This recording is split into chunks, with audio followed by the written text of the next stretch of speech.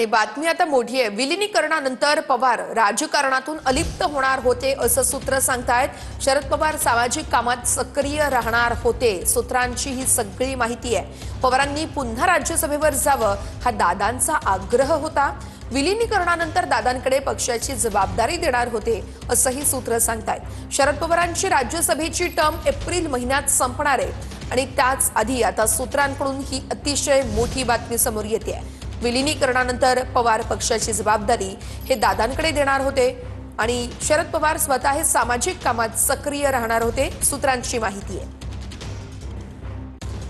राज्यसभेसाठी शरद पवार यांनी इच्छा व्यक्त केली तर चर्चा करावी लागेल असं राऊतांनी म्हटलंय।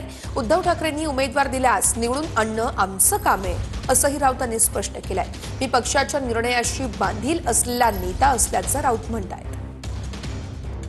मी पक्षाच्या निर्णयाशी कायम बांधील असलेला एक नेता आहे। जर माननीय उद्धव साहेबांनी कोणाला उमेदवारी दिली पक्षातून तर तो त्यांना निवडून आणणे आमच्या सगळ्यांचं काम आहे।